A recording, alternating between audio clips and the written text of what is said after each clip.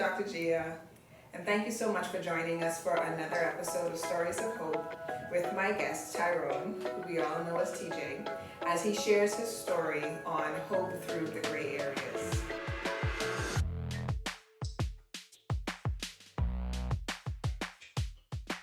Hi, TJ, and welcome. How you doing? I'm good. Thanks for having me. It's good to have you in this seat and not behind the camera, right? It feels different. Yes. Okay, so we're gonna jump right in. You and I have talked for a bit now. It's been like at least a year now. Yeah. And I got to hear pieces of the story, and it was so fascinating. I just knew we had to get you on this side of the camera this time.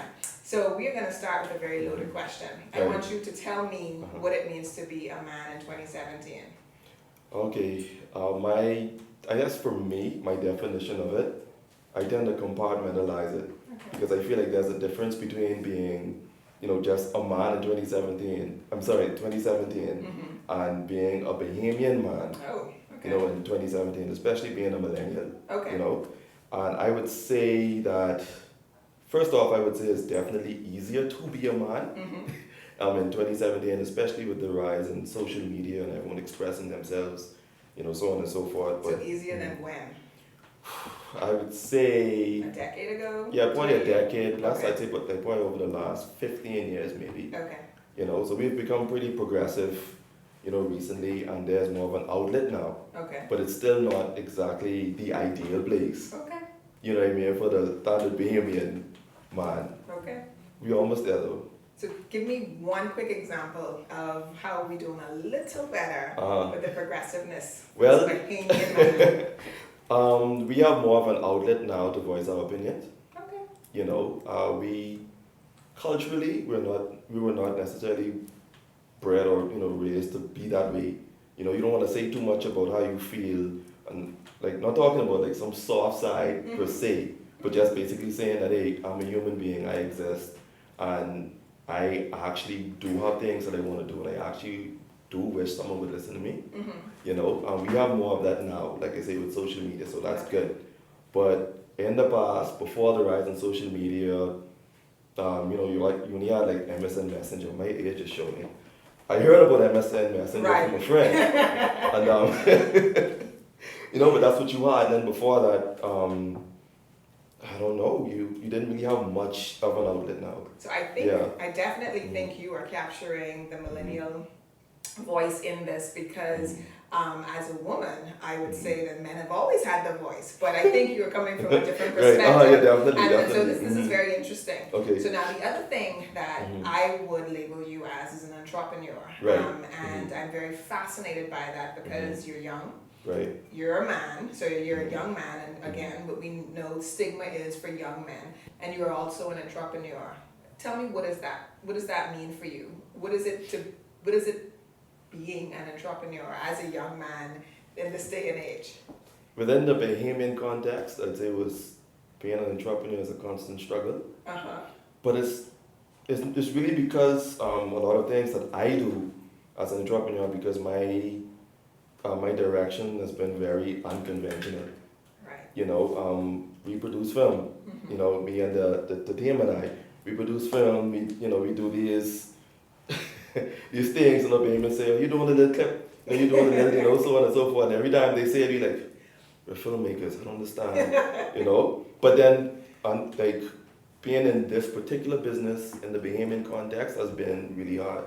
Okay. However, it's been very encouraging because we've gotten a lot of positive feedback from Bahamians, so on and so forth, and that's actually what kept us, moving forward, so on and so forth. Good.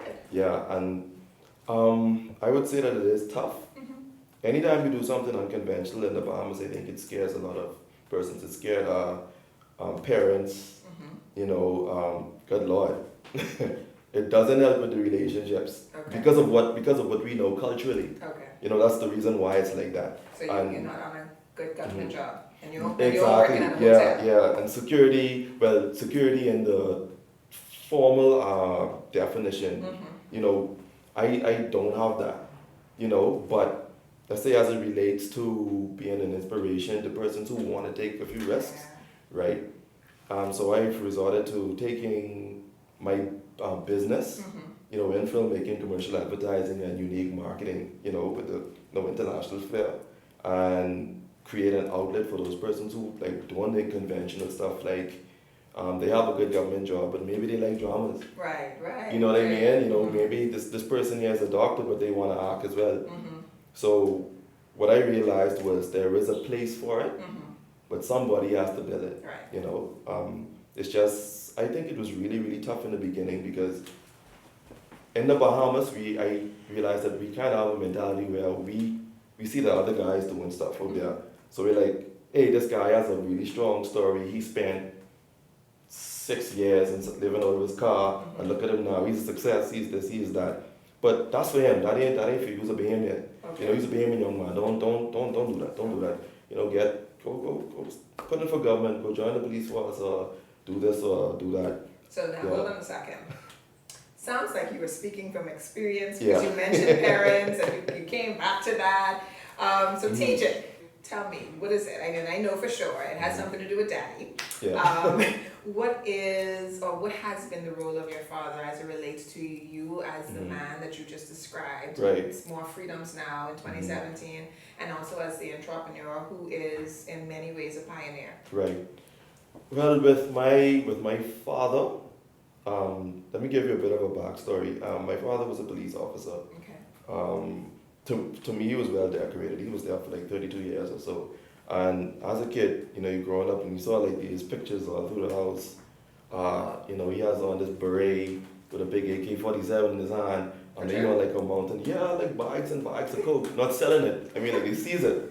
You know, from person. So I see this picture and I'm like, holy cow, all right. And I see this next picture, and you know, it's not a military or police force based picture unless it's like the colors washed out. That's how you know it's real. Right? So you see them and the guys, they're standing up and I'm like, wow, like, holy cow. And then there's me. And I'm also named after my father. Mm-hmm. You know, and he was also one of the gospel impressions. They were like a famous gospel group back in the day. Yeah, and he's very musically inclined and he could sing and all that stuff. You see where I'm going here? Right. Right? It's pressure. Exactly, you know.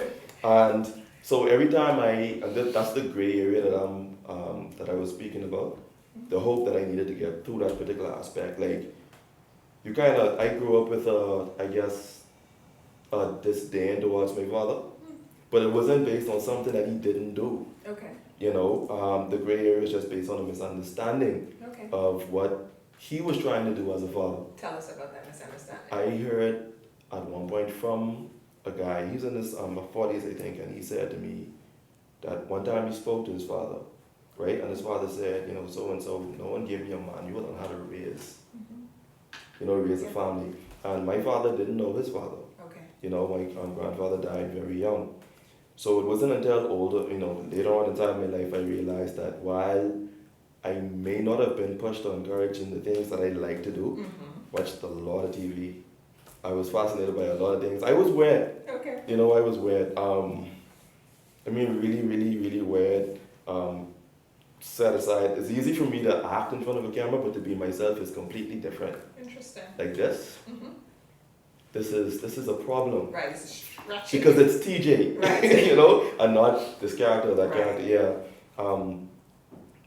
But as it relates to being a good citizen and making certain choices, there was a certain reverence that I had towards my father that helped a lot with that. Okay. You know. Would you say he's supportive or was supportive, or what does that journey look like? Well, when I started, Uh-huh. he definitely wasn't. Okay. But then again, most Bahamians weren't. Okay. You know, like just across the board. But I mean, we laughed, right? Huh? Were we supportive because we was laughing? Like I tell most persons, it took 5 years for stuff like in manhood to be overnight success. Really? Yeah, we had been doing dramas from like say 2005 there about. You know, in 2010 we did that spoof video. But 5 years prior to that, you know, we were doing the dramas in church. Okay. You tried it out at the short film here and there, and the only thing you were there over and over is like, yeah, this is a good hobby. Yeah, you do that, but stop dreaming. Okay. Yeah, and do the status quo. Okay. And something happened in 2006. There was something that took place in relation to heartbreak relationships and, you know, all that stuff. And I realized, I was studying law and criminal justice. Oh, to be a police officer. No, Oh, to be a lawyer. But then I actually was about to join the force in 2008, to be honest. okay. Yeah, and that's all other, you know. I can't see you in. Huh? I can't see you in a police uniform at all, unless it is Uh-huh. a character in a play. Yeah, I get, I get that a lot. And believe it or not, I love law. Okay. You know, I love the application of the law. Mm-hmm. I do love the executive branch. So my mentality was I want to join the police force or be a lawyer to actually help. Okay. Right, and then my brother died in the training accident in 2008. Okay. Now, with the film and the commercial advertising, so on and so forth, Bahamians think in terms of survival and provision, so on and so forth, and that was my father's concern because that's how he was raised. Right. You know, and him being a musician in our country, only to have those things kind of dissolve and all that. See, he was only going based on what he had experienced, and then I realized in hindsight he was trying to protect me. Because the arts really Right. hasn't traditionally been very respected or Right. fruitful when we Right. think of, But in 1980 something or early 90s, what is the internet? Right, right. You know, there wasn't that outlet, you know, and then suddenly in 2010, we released a video and it went viral. And everybody knew about it outside of the church circuit. It was now everybody, Right. everywhere. And that's when his mindset started to change. Okay. But what he didn't know was that he was my primary inspiration for everything that I did. Oh, wow. Yeah, musically and everything across the board. So, the gray areas was the misunderstanding. The stirring talking, the things that were said, you know, and there are some heavy things that were said. Right.